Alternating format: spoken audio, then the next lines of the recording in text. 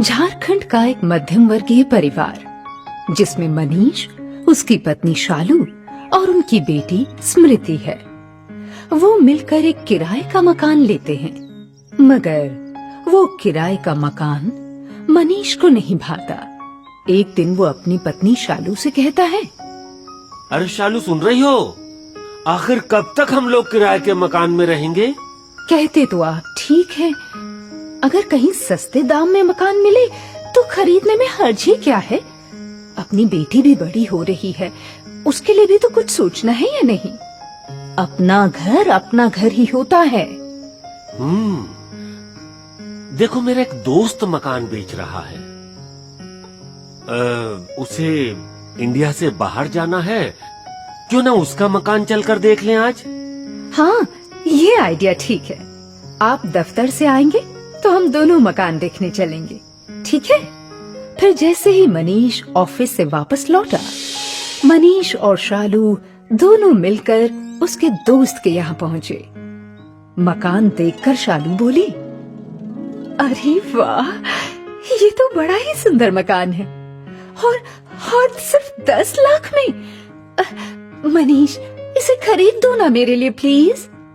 Next week में दोनों ने वो मकान खरीद लिया और कुछ ही दिनों में जब वो उस मकान में आकर रहने लगे तो मकान के बाथरूम का दरवाजा अपने आप ही खुल गया। उस बाथरूम से अचानक ही खट खट की आवाजें आने लगी। तो मनीष बोला, शालू, तुमने कुछ सुना? बाथरूम से खटखट की आवाज आ रही है। ओफो, क्यों तंग करते हो मुझे रात के समय में? आप सो जाइए ना, मैं बहुत थक गई हूँ। जो भी होगा सुबह को उठकर देख लेंगे। अरे बाबा शालू, मुझे तो यहाँ कुछ अजीब सा दिख रहा है। चलो ना, एक बार मेरे साथ चलकर ही देख लो। दोनों बाथरूम की तरफ जाते हैं तो उन्हें वहाँ एक परछाई नजर आती है। वॉश बेसिन में मांस के टुकड़े दिखाई देते हैं। ये नजारा देखकर दोनों पति पत्नी सन्न रह जाते हैं। मनीष, मुझे वाकई यहाँ पर ठीक नहीं लग रहा।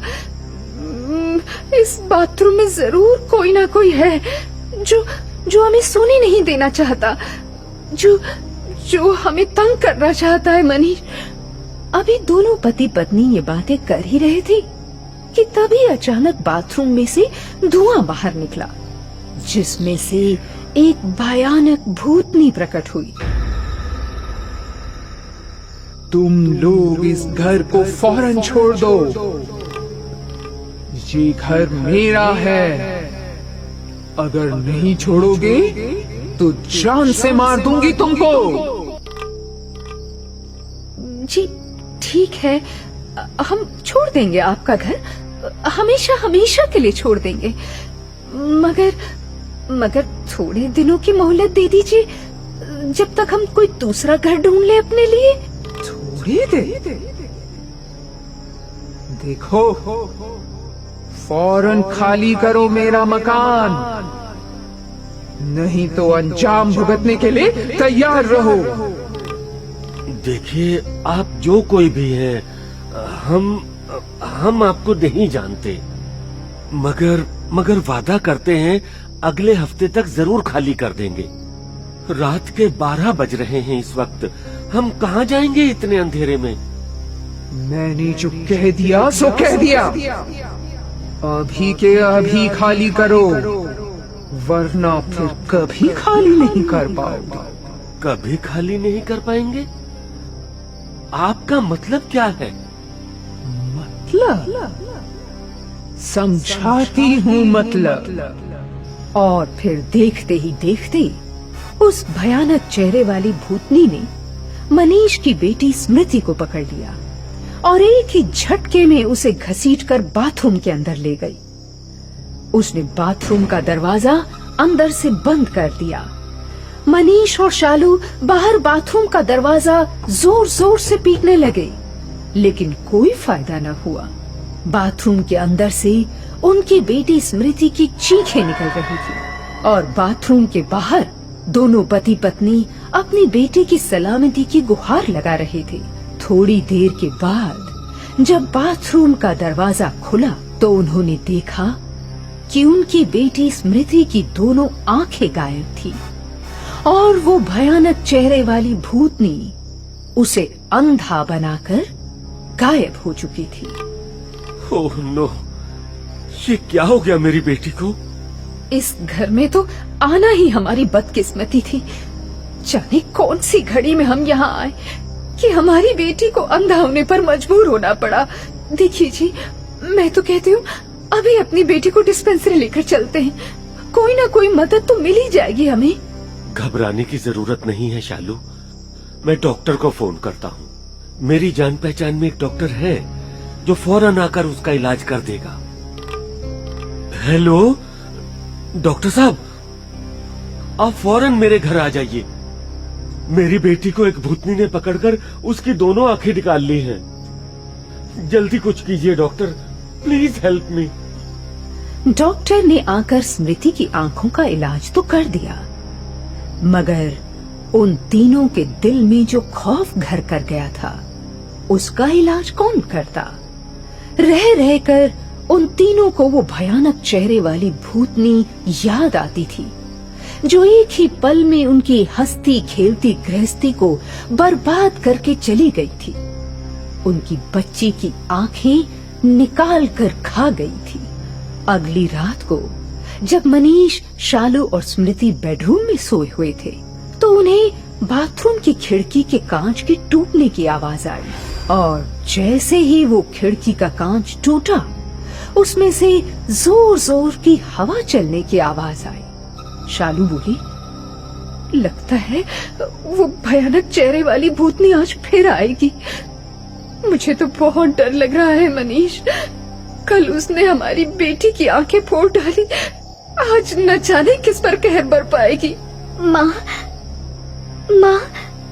आप सच कहती हो, वो भूतनी बड़ी डरावनी है।